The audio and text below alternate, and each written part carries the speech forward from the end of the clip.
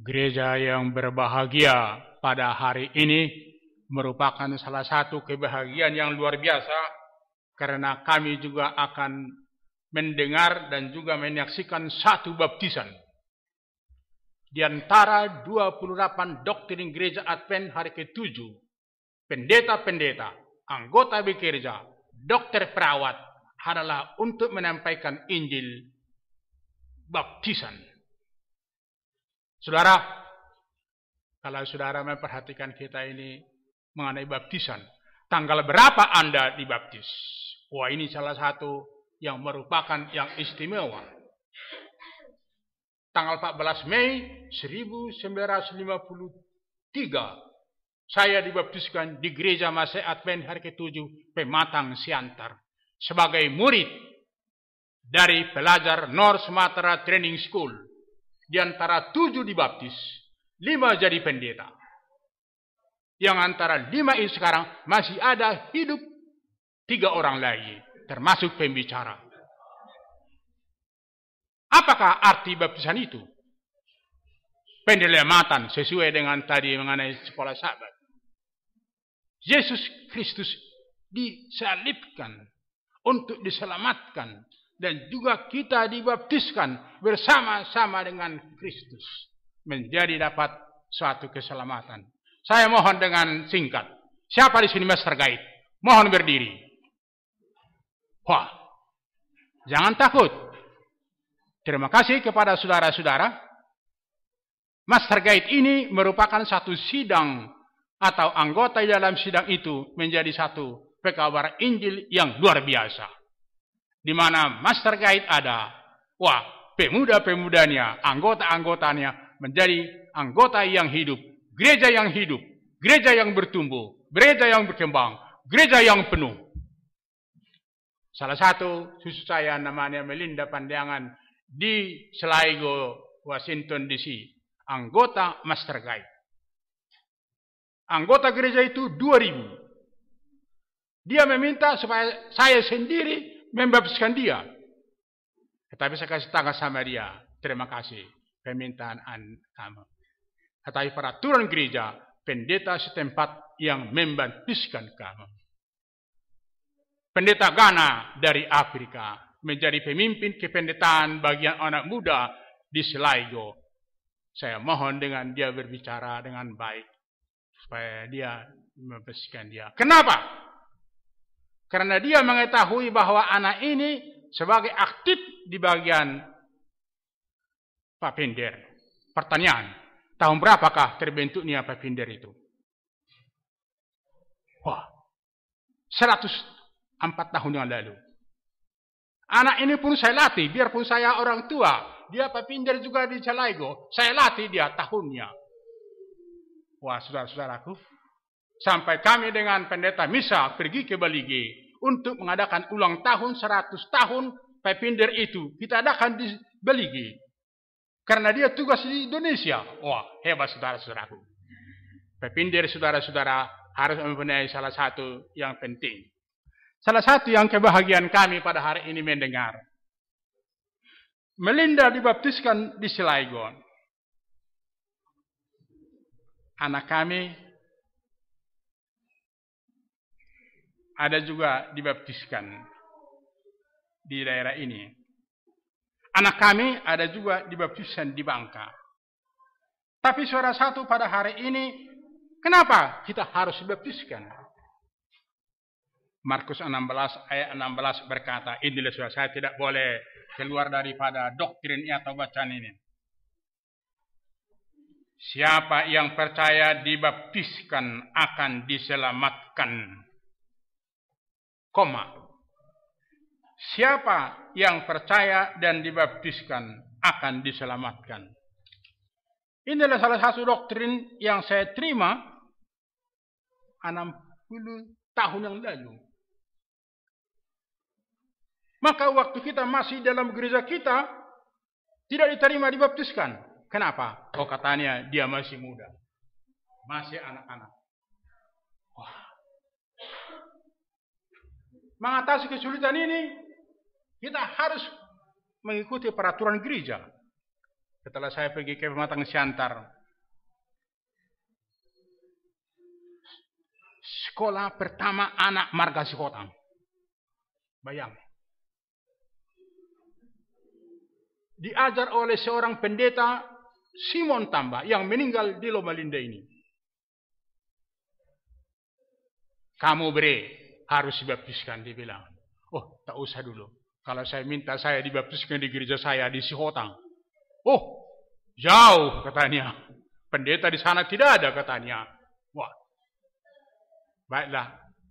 Bereku saya bujuk supaya kamu dibaptiskan di Jalan Simbolon. Saudara-saudaraku, dengan air mata, pendeta Tamba ini membujuk saya menjadi dibaptiskan di gerejanya. Apakah Bapak Ibu pernah membujuk anak Anda untuk mengikuti kelas baptisan? Kelas baptisan di Sipang Simadam. Wah, ada di tepi Sungai Alas itu. Baptisan yang ada di daerah Jalan Simbolon, kantor pusat daerah Sumatera Utara itu. Baptisan North Sumatera Training School itu 118 jiwa 1 tahun yang lalu, saudara-saudaraku. Baptisan di Sumbul 65 di Hotang Nahornop di Sibira. Wah, hebat saudara baptisan itu. Pertanyaan, kalau kita pendeta, berapakah yang sudah kita baptiskan? Kalau saudara anggota bekerja, berapakah yang saudara ajak kelas baptisan? Kalau saudara master guide, berapa kali kamu mengikuti perkemahan? Wah, ini saudara-saudara harus tahu. Kalau saudara bertanya, berapa orang pernah pendeta Sikotang baptiskan? 175 orang. Pernah menjadi penghulu 100 tahun 1957. Karena anggota-anggota PKI di Lampung, saya baptiskan saudaraku 22 orang. Saudara siram dan yang lain-lain itu. Menjadi anggota gereja sekarang.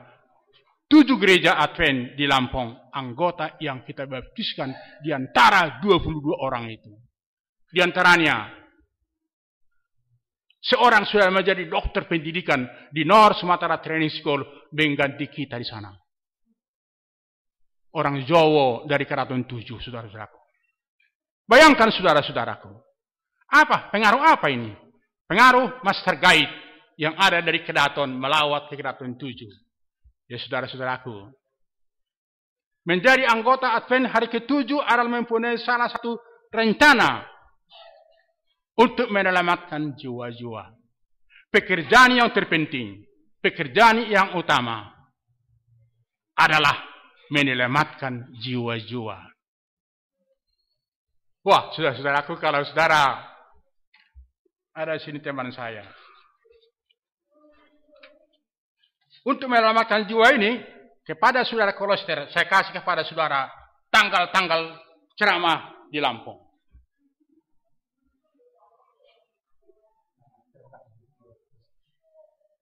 Untuk menyelamatkan jiwa-jiwa saudara-saudaraku mulai tahun 1960 sampai tahun 2000 ada tanggal-tanggalnya.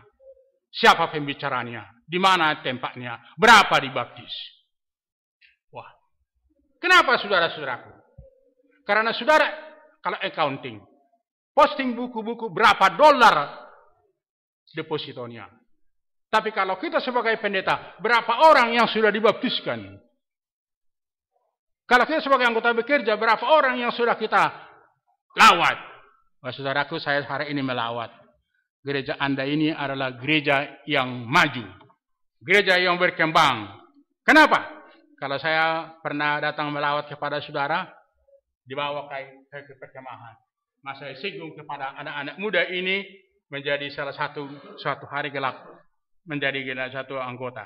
Kalau saya melawat saudara, berpikir, menganjurkan perkara-perkara yang manis.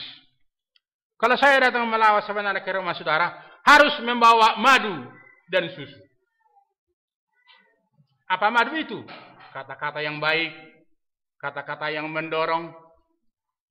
Ada satu anggota gereja di sini, waktu saya datang ke Persea, melawat kepada orang tuanya, ibu, bapaknya, pendeta.